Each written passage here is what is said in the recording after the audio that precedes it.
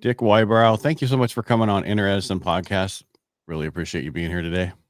Man, I'm really happy to be here and welcome from lovely, sunny, warm Auckland, New Zealand, where we have this time of year, it's summer for us. So I don't know about you guys. I mean, you're in California, so you don't really have a summer, rather have Not a winter. true. Not true. This Oh, year we really? have, this year we're having so much rain. We have the one of those rivers, atmospheric rivers or whatever they call Right. it. And Yeah. it's only supposed to rain one day. 7 days later, it's still raining. And it's still Right. raining. Like this week, it was not supposed to rain today or yesterday. It was only supposed to rain a little bit on Monday. Sunday, we had this. So over the weekend, you'd go on the freeway and it says, stay home until after Sunday night because, and then Sunday came and I've never seen it rain that much and that hard for as long as it has in our area. Somebody up in the Midwest, a friend of mine said, he didn't take a photo, so I don't know if he was kidding, but he said that one of the overpasses, electronic signs, all it said was, "What are you doing?" It's like, why are you out in this? Right. Go back home. Yeah, what are you doing? Saturday, I had a Rotary function to go to, and I saw that on the freeway. I almost took a picture of it and sent it to everybody. It says, it's telling me to go back home, so I'm going back home. And it was clear that day. It was just the weather was coming. So last year at this time, we had a ton of snow, 195% of what we normally have. This year, we don't have as much snow. We just had a lot of rain. And unfortunately, with California, we have so many people in politics who want to control the water, meaning not to actually store it. They want it to go away. So there's always an issue that they can get federal funds for instead of fixing the issues. So Sure. I'll get off of my political. We're not there today. So we'll move on. All right. So your backgrounds, there's a lot of things I want to cover today, and we'll get into business a little bit, everything. But a lot of people are, want to do podcasting. I'm big on radio. Are you still on radio or? No, I did radio. I pop in every now and then, but for the most part, yeah, I did radio for about a dozen years. Rock radio, talk radio, alternative rock, something called adult alternative. But yeah, that was a couple of years ago. Was that when you went, hello, this is one of those late at night ones? You know what it was? It was sort of the Lilith Fair sort of stuff. It was a lot of the female rock, Meredith Brooks and all that sort of stuff. It was great. It was fun. It was a heck of a crowd. Yeah, see, I like talk radio. It's just something because I do it anyway. And for me, I fell into it in 2018. And then it was live and did a bunch of other stuff, and I've done stuff for other people. And I really enjoy talking to people and having a conversation. That's what I like to do. One of my greatest life lessons came from talk radio. I was in Orlando and I was doing talk, and there was a guy named Jim Phillips on an FM talker out of Orlando. And so I was talking in that particular morning about this new like Fox affiliate. They just started a newscast. And so I went on and I was going like, it's the funniest show on television. And I was talking about how they made so many mistakes. They'd go to do weather, and then football stats would come up. They'd go to this other camera. The guy's looking wrong direction. And it was just a fiasco. And it was the funniest thing I'd ever seen. And so I got called in by my boss, because apparently they were a sponsor. Who knew? I got called in by my boss, and I got read the riot act. I mean, to such an extent where my boss was saying, you don't even understand this product, this radio thing. I mean, making all the self-doubt the guy was pouring onto me. The very next day, Jim Phillips over the FM Talker, the biggest show in the city, he goes and has almost the exact same rant I did. One of the hosts from that particular show showed up with flowers and kind of a bit of a ironic jest and said, hey, listen, give us another chance. Now, he didn't get a crabbing out by my boss. And I went back to Chris Kampmeyer, the OM, and I said, hey, wait a minute. When I did it, I was an idiot. When I did it, it was wrong. And it was something that was so outside the fabric of radio. What was I doing? When Jim did it, it was brilliant radio. So what's the difference? And he kind of looked at me and looked away and went, well, he's got the ratings. And that was such an eye-opener. It's like, if you, because so often we have our bosses coming to us, or we have people come to us and say, oh, you're doing this wrong. This isn't right, or this isn't how we do things. And then that self-doubt starts to creep into us. But really, it just comes down to success just means you're doing it right. And Right. so that was a heck of a lesson for me because, I've started up with some of the writing stuff in the last couple of years. And there's a lot of times you do something like, oh, am I getting this wrong? You have plenty of people telling you you're doing stuff wrong. But if you feel you've got it right, if you feel in your heart you're doing this thing right, sometimes you just have to sort of put on the cone of silence and not listen to all that noise. Because once you do start to crack that ceiling and start doing better and better, all those nutty things you do that people called wrong suddenly are genius. Right. And I learned a long time ago, someone told me when you're tired of saying it is when they are starting to listen. Yeah, that's usually, that was the saying in rock radio and CHR and stuff like that. When you get sick and tired of that song you've played every other hour or even every hour, when you get sick and tired, that's just when it's become a hit. Yeah. And I can see that. But, the whole thing about they say imposters don't have imposter syndromes. They're the only ones. Right. So we all feel like, should we truly be here? Should we be talking? And the reason I bring this up is in what I've seen is radio people think radio is higher level than podcasters. Have you seen that? Have you seen that? Yeah, and it's funny because people also think television is higher than radio. But if you take a look at the numbers, it's exactly the opposite. Television has minuscule numbers compared to radio and podcasting. I mean, you take a look at the number of folks that pay attention to podcasts or downloading podcasts. Sometimes it's in the millions, and that outpaces radio in a lot of places. Especially what I see. So I'm on Power Talk 1360 AM, which is a iHeart station. Power Talk, it's been around forever. And they say between 51 to 71,000 listeners. It's a huge, so the pool is huge there. And when I was brought to it, I don't mean to do a whole show on this, but I just want people to understand it's a medium that maybe you should look at besides podcasting to get your message out. I use it for my business. I get the message out. I educate people, but it helps me in my business. And I just lost my train of thought where I'm going through that. But the whole issue here was about how talk radio. I didn't know people listened to radio when I came on, right? Because I did. I listened to Sirius or I listened to my own stuff. I didn't listen to talk radio, but it is the last free press that's available out there. Well, there's a lot. I have such love for radio and podcasting, quite similar, because like with television, movies, or any of that stuff, that sort of a presentation. Here's me talking to the people in the living room. When it comes to podcasting, like right now, there's a person listening to this. They're not sitting in front of the old Phil Cole radio with their family. It's one-on-one. Radio's the same way. And that's what I really love about podcasting, radio, and books for that matter. It's that one-on-one relationship with the person that is consuming it, if for lack of a better expression. And that's a special relationship. And it's one that I think one of the reasons I love it is because it's how intimate, strangely intimate that conversation can be, even though it's one-sided. But it's also the very first communication we ever had. When Ung Thar, the malodorist, was over there standing in front of the fire, 75,000, 100,000 years ago, that's early stages of radio. They didn't have writing. So that was him doing a radio broadcast in front of the campfire, talking about how he killed this saber-toothed tiger or whatever it was. So I really do love radio and podcasting because it's the original form of human communication. It's how we passed our stories along. And like you said, it's intimate as long as you talk to them. When a lot of people don't realize, you need to smile while you're on. I don't do it much on podcasting, but you should.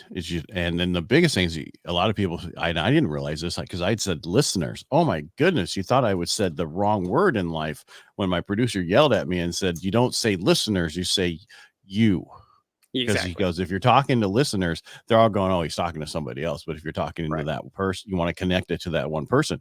And speaking, this is basically what you said, the same thing you do with books. You're writing the book for one person reading it at that time.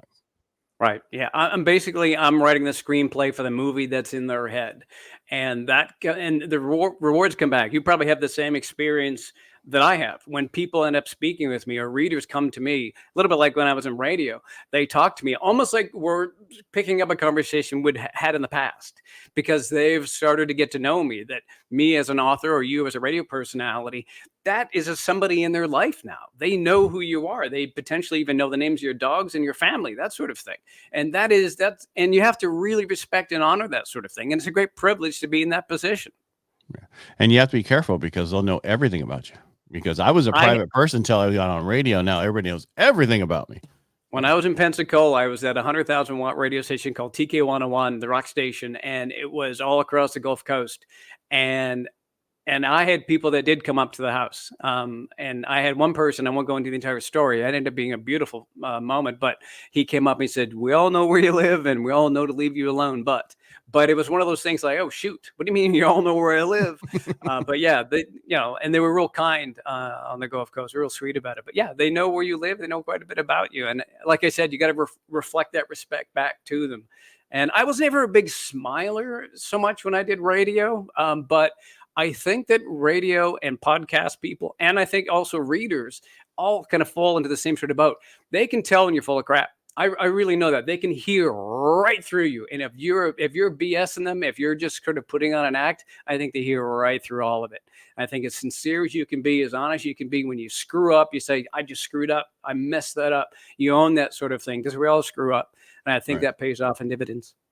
And I think people like the screw ups left in, so they know that it's sincere, it's live. You're not re-editing it so much, because a lot of people I take out all of my ums and on. Why don't you just learn not to say those? And second, because a friend of mine, we're stuck on and he's been saying right for a while, and it's like, you don't say the word right when you're on stage. You don't say it on this stuff, because you're trying to get people shake their head. You don't do that. And it's true. It's just, we're here to help people and understand, get our story across. And people ask me, what do I do? And I tell them, I tell people stories across multiple mediums. I own a mortgage company. I help people get a loan. I tell their story there. I tell it through my radio show. I tell it on podcasts, and I really enjoy this medium that came for so long, this podcast part of it, because anybody can start a podcast, but you need to find out who and why. Well, first of all, who is your audience? And why are you doing it? You need to know your why before you do anything. Do you know what's funny? And I learned this a little bit when in my writing, to some extent, it affected, no, I don't know if it affected my writing as much, but I just wrote for myself. That was the hardest lesson I ever learned, because I actually wrote 2/3 of a trilogy. And unfortunately, it got optioned, meaning it got picked up by a Hollywood studio. And that told me in my head, which was wrong, that I was going down the right path. Now, that option expired. That thing happens all the time. But for a couple of years, I was convinced that was the way to do it. And it was actually only my wife, who I had come home and I was kvetching about the 50 Shades of Grey. And at the time, there were all these sort of mashups.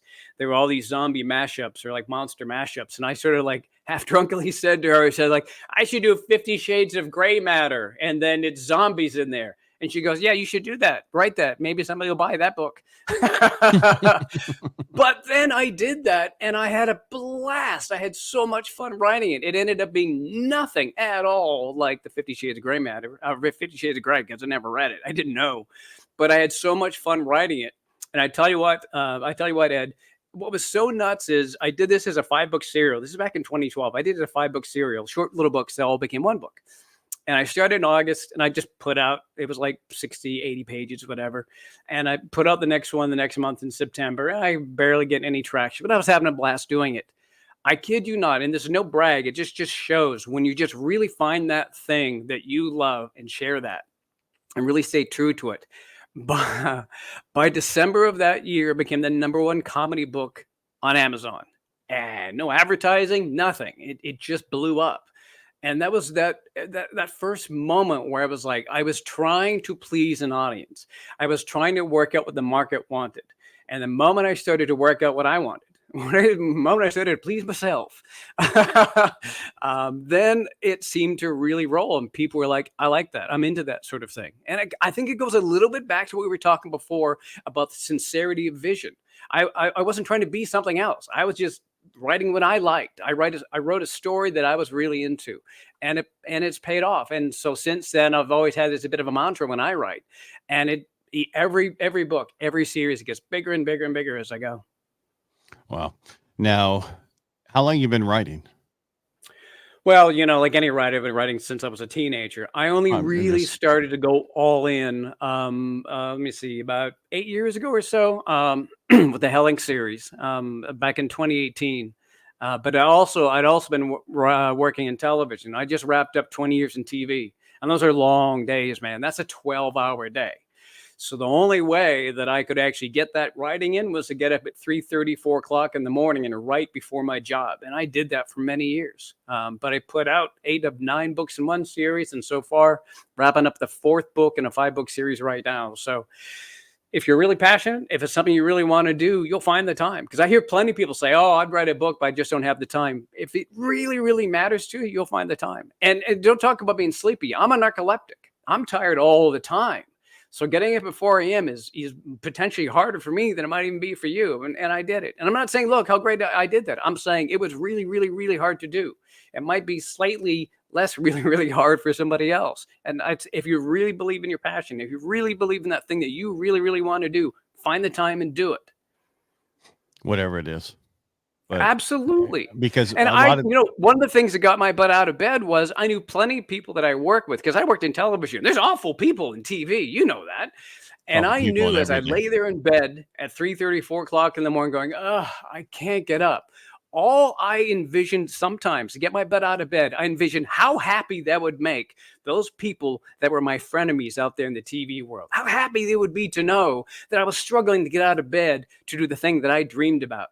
And I didn't want to make them happy, even though they never knew about that conversation in my head. And so sometimes I used my haters to get my butt out of bed, knowing like this would really piss them off if I did this right now.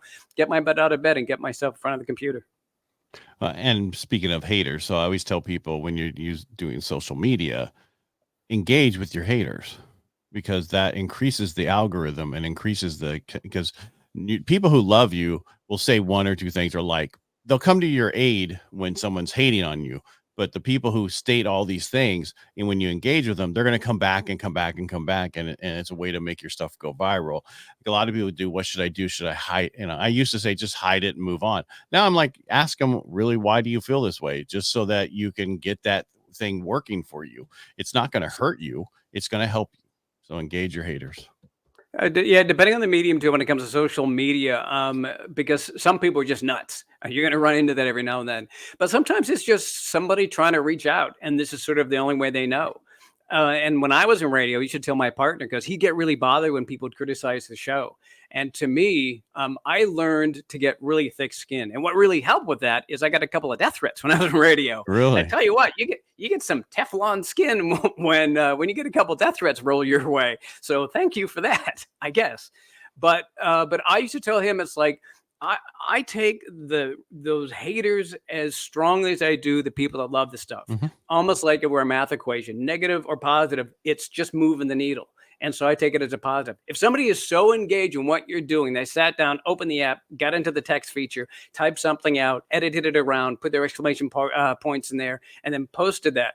That's somebody engaged in what you're doing. That's a positive. It's the people that don't engage. When you're putting something out there that people don't engage with, now you're failing. You forgot to say the multiple exclamation points. Yeah. Yeah. And emojis and all this. And, I got to get my chart out there. How can you yell that loud multiple times anyway? Right. Yeah. So, all right, back to the whole, what radio were you doing when you got your death threats? Rock radio. I was doing rock radio. Rock radio. And you got death threats for doing rock radio. Yeah, because we used to push the line a bit. Like we did this thing where we killed the dog on air. No, we didn't really kill a dog. And so what it was, the idea was it was really hot, and we did it first in SoCal. And it was really hot. And so what we said was, listen, it's really dangerous right now in Southern California. It's really, really warm. So we wanted to show you that. So we went to the pound and found a dog that was already going to be euthanized. And we put the dog in the car. We've mic'd this up to see how long it takes for the dog to die. It was just a bit. We'd fake the sounds and all that sort of stuff. And if you listen long enough through the show, you could tell that obviously it was a bit.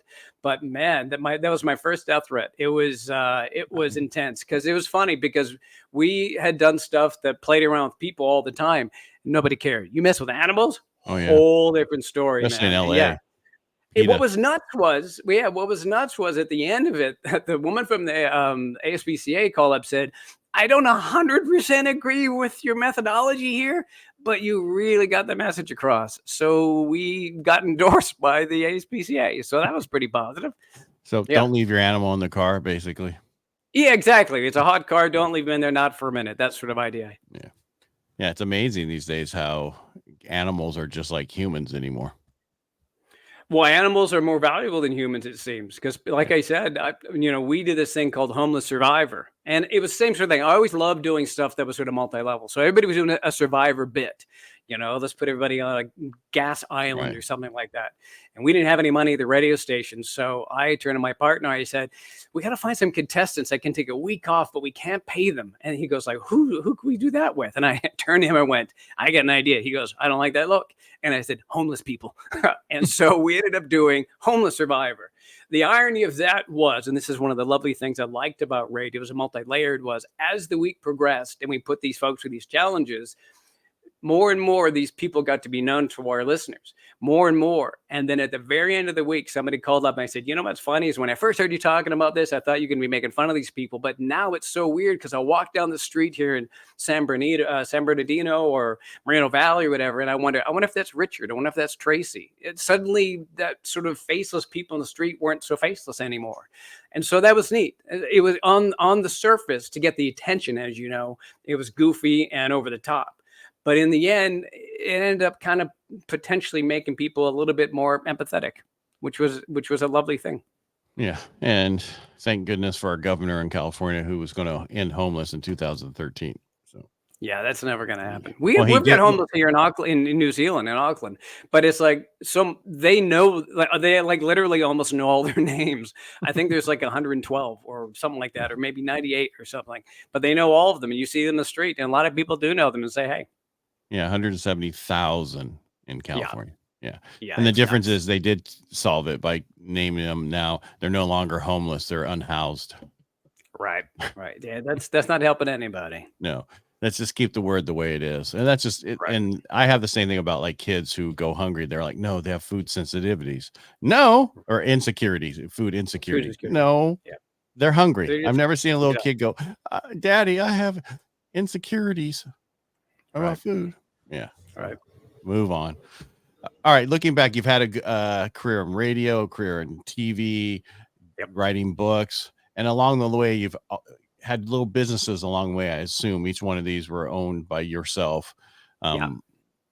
Looking back, what would you do differently? I mean, because this is Inner Edison. We talk about people's failures along the way. What would you say was one of your biggest failures along the way with what you were doing? I think, and people may have heard this before, I think one of the biggest failures that I have made, and I take a look at like the writing career, my book series, which means the world to me. I think it's making decisions in an emotional state, making any decision out of panic or any decision out of desperation or even out of elation. I learned really the hard way. Really early on, I had like some ad campaigns that were going gangbusters. And I was like, wow, this is amazing. I need to just start chucking more and more money into this. And in doing so, for lack of a better expression, I broke the ads.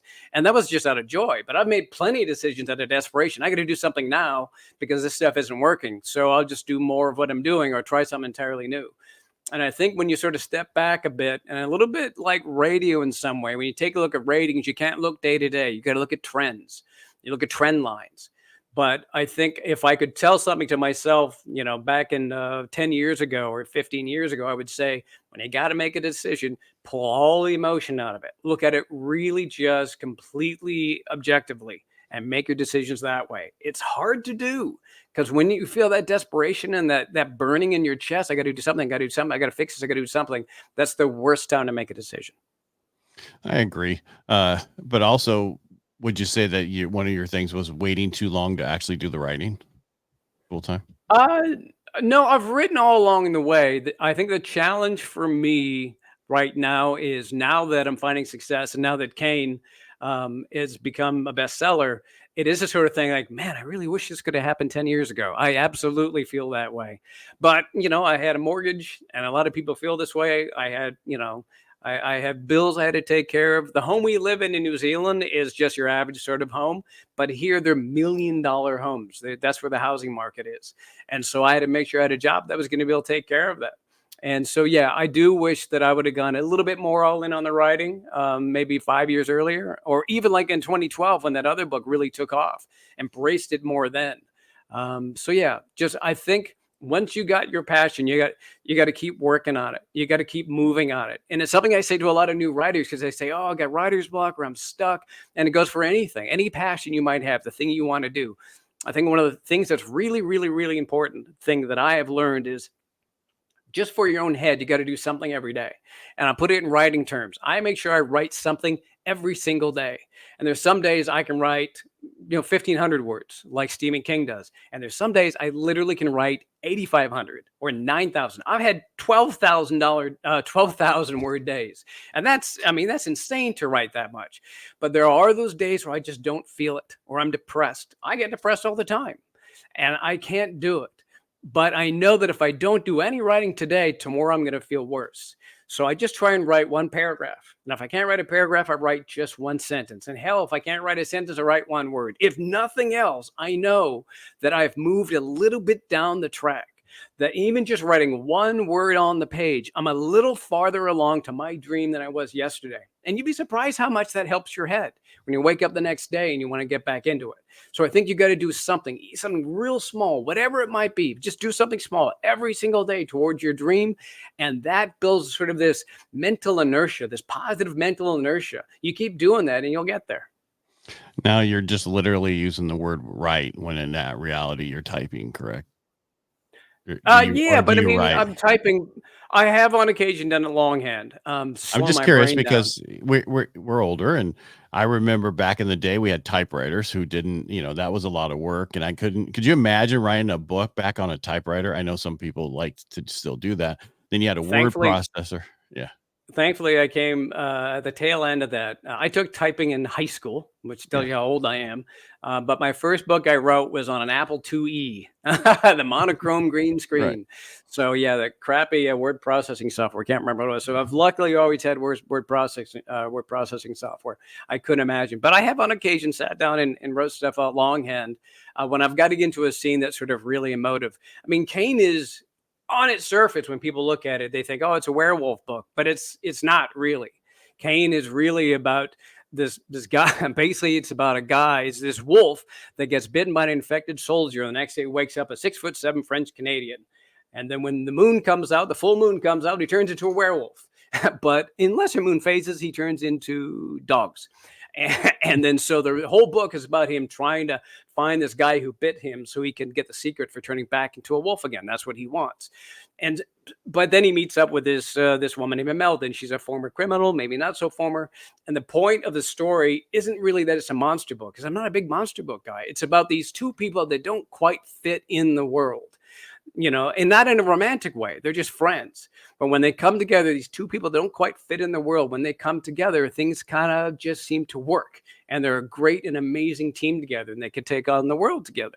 And so there are moments within that I have to sit back, especially with their relationship, and slow things down and not try and blast through with a bunch of action. And in those instances, I'll open up a writing pad and I'll start to write stuff out to slow down and let me sort of simmer in that moment to really enjoy the emotion back and forth and that kind of conflict. But yeah, you kind of flip between the two.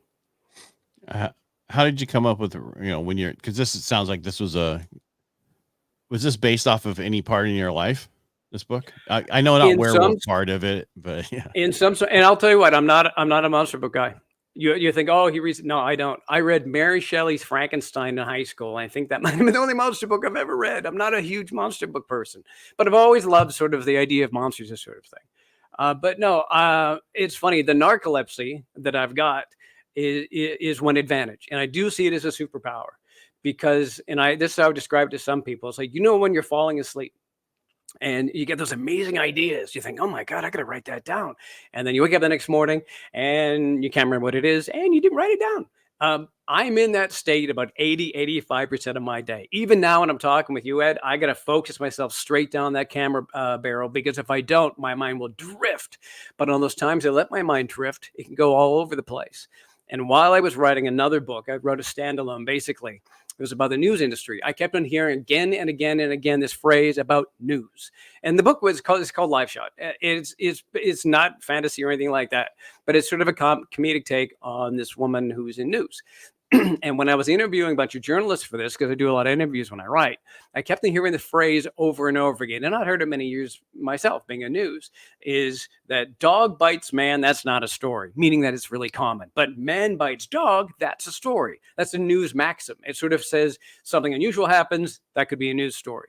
But then that phrase sort of rolled around in my narcoleptic brain. Man bites dog, that's a story. Rolled around until I started to think, what if that was a story?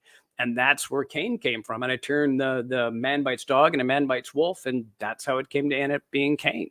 And I sort of fleshed out the world from there. But it all stemmed from that one little phrase that got locked into my little subconscious and wouldn't let go. And I've learned over the years to trust my subconscious because it's working stuff out for me all the time. Yeah, a lot of people, don't understand that. When I can't figure something out, I just go to sleep, and then I usually figure it out, right? So because it's almost like the smarter part of your brain is working things in. When I write stories, I'll write along like I'm what's called a pantser. I don't plot everything out. And there are moments that I'll type something and go, I wonder what's going to happen with that. I don't even know. But somebody in the back of my brain goes, yeah, I got this, and it's working on it behind the scenes. And then sure enough, usually as it starts to pan out, and there have been moments, Ed, where I look back, go like, oh my God, how did that all come together? Was that in my brain already? Because people are going to come back and think that I constructed that. And it's like, I don't know. It just could have sort of happened. But somewhere in my subconscious, it comes together. Well, they say all the answers we need are inside of us, right? Otherwise, psychologists or psychiatrists wouldn't go, what do you think? Yeah. I think that your intuition sometimes, and I guess maybe subconscious is a part of that. Malcolm Gladwell wrote a book about this years ago called Blink, and that intuition you got, that quick decision you make, more often than not is usually the right one, because something, maybe it's some sort of lizard brain thing, has worked this out. And if your mind says, I don't like that person, there's a reason why you probably didn't like them on the first moment you met them. Or, I got to get out of this industry like I did with stand-up comedy, like I did with radio, like I did with television. I had that feeling. I was just like, it's time for me to get out. And just as I got out, things collapsed. And so it was good. You got to trust your subconscious a bit. You got to trust a little bit of that instinct. Can't go all in on it. You got to be a little bit smart about it, but listen to that little voice, because that little voice sometimes, as you say, is much smarter than you. I think we should leave it right there. I think that's a great place to leave this story, because we went all the way through, and to finish there to where, think about what when you're trying to work something out, it's inside of you or whatever. Because one thing I was going to add to that, and I should just shut up, but when I said I would go to sleep on it, I meant I would go get a massage, and I sleep through the whole massage. But in the first few minutes of the massage, as I'm starting to fall asleep, is when I would get my answer. Right. And then and then I'm like, okay, I got my answer, and then I'm out, and keep working on me. But you ever snore during a massage? All the time. That's the worst. The time. You feel like such a loser. Nope. I do. I don't. That means they're doing a good job. Yeah. I feel awful. Yeah, maybe it's a compliment, like burping for a chef. Well, because the thing, there you go. No, because I tell them put their elbow on my back, because I have these knots I always have from lifting and other stuff, and I'm like, I'll just stay there working on it, and I'll fall asleep because it's painful, but at the same time, I'm getting rid of that knot, so it works for me. Just make sure it's an elbow. You never know, some of these places. I know. I'm not in some of those places, so we know where we're going. Dick, it was nice having you on the show today. Your books are all on Amazon? All on Amazon. The audiobooks, the first one came out in January, the second one in February, the next one comes out just a short time after that. If you're not an audiobook fan, those guys are so fantastic. These two actors that are performing in these roles between Cain and Imelda, just chef's kiss, man. They're brilliant. So yeah, audiobook, pick them up on Amazon or Audible. Otherwise, they're all across Amazon. Dick, thank you so much for being on the show today. I really appreciate it. Thanks, Ed. I loved it. I really did. Yeah, I had a great conversation with you. It really was. I really enjoyed learning everything about you. So thank you so much for being here today. Thanks, brother.